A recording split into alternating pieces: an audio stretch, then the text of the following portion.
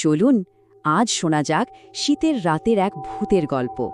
কুয়াশায় ঢাকা একটা ছোট্ট গ্রাম, আর সেই গ্রামের এক চায়ের দোকানে বলা এক অদ্ভুত কাহিনী। গল্পের শুরুটাই কিন্তু চমকে দেওয়ার মতো। চায়ের দোকানদার হরিশ কাকার এই একটা কথাতেই যেন চারপাশের আবহাওয়াটা পাল্টে গেল। শুধু গল্প শোনানো নয়, ভূত দেখানোর কথাও বলছেন উনি। তো গল্পের প্রথম পর্বে আমরা চলে যাব সেই ঠান্ডা শীতের রাতে। জায়গাটা হলো শিমলতলি গ্রাম। চলুন দেখি সেই রাতে চায়ের দোকানে ঠিক কী হচ্ছিল আর কারা কারা ছিল সেখানে। একবার ভাবুন তো দৃশ্যটা। শিমলতলি গ্রাম, সময়টা মধ্যরাত পেরিয়ে গেছে, এতটাই ঘন কুয়াশা যে নিজের হাতটাও ঠিকমতো দেখা যায় না। চারদিক নিঝুম, শান্ত, কেমন যেন একটা গাছ হমছমে পরিবেশ। এই আবছা আলো অন্ধকারের মধ্যেই হরিশ কাকার চায়ের দোকানে বসে আছে কয়েকজন।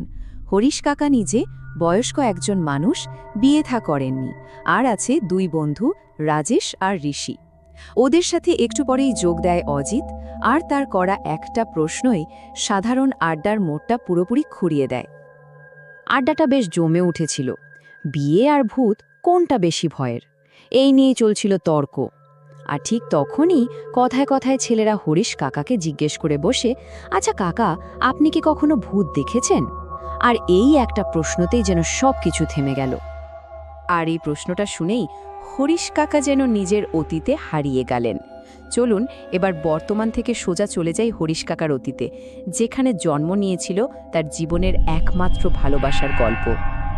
ওদের ভালোবাসার গল্পটা জানেন, খুব সাধারণভাবেই শুরু হয়েছিল।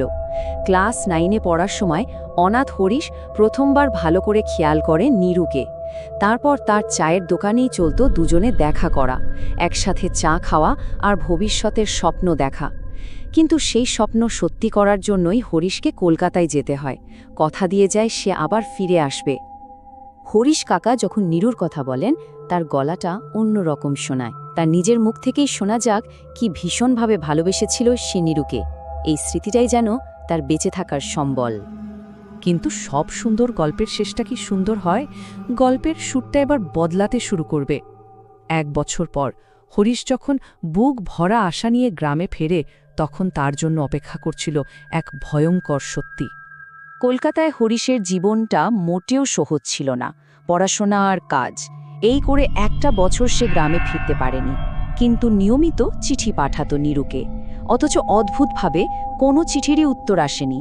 এই নীরবতাটাই ছিল আসলে এক বড়সড় ঝড়ের পূর্বাভাস।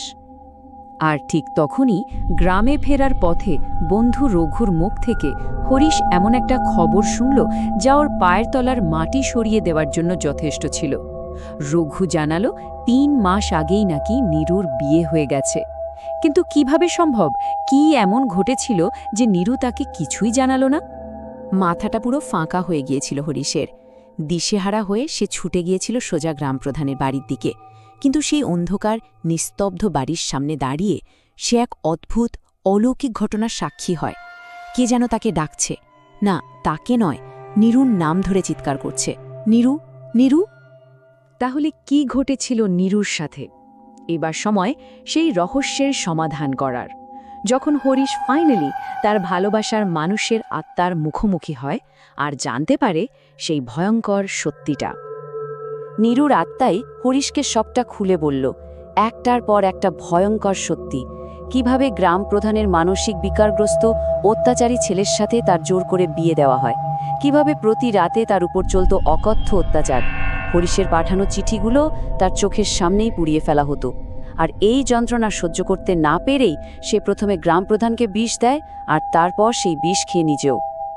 এত কিছুর পরেও নীরুর শেষ কথাগুলো ছিল শুধুই হরিশের জন্য, তার ভালোবাসার জন্য। নিজের জীবনটা শেষ হয়ে গেলেও সে চেয়েছিল হরিশ যেন ভালো থাকে। কি অদ্ভুত নিঃস্বার্থ ভালোবাসা, তাই না? এই পর্যন্ত শুনে নিশ্চয় ভাবছেন কি মর্মান্তিক একটা গল্প। কিন্তু গল্পটা এখানেই শেষ নয়।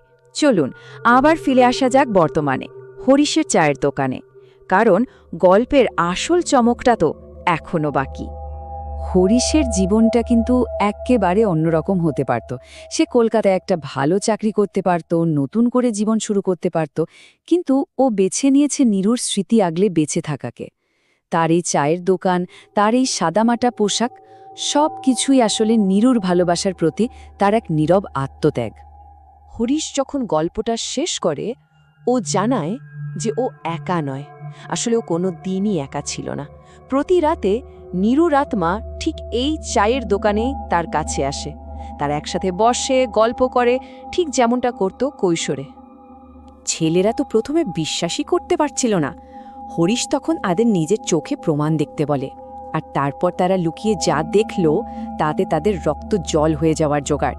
তারা সত্যি সত্যি দেখল এক সুন্দরী মেয়ে এসে হরিশের পাশে বসল, তার সাথে চা খেলো, কথা বলল, আর তারপর চোখের সামনেই মিলিয়ে গেল। হরিশ আর নীরুরের অবিশ্বাস্য গল্পটা শেষ পর্যন্ত আমাদের একটা গভীর প্রশ্নের সামনে এনে দাঁড় করায়। ভালোবাসা কি এতটাই শক্তিশালী হতে পারে যা মৃত্যুকেও তুচ্ছ করে দেয়? ভালোবাসা, স্মৃতি আর অতি প্রাকৃত জগতের মধ্যেকার এই সীমানাটা ঠিক কোথায়? এই প্রশ্নটাই আজ ভাবার জন্য রইল।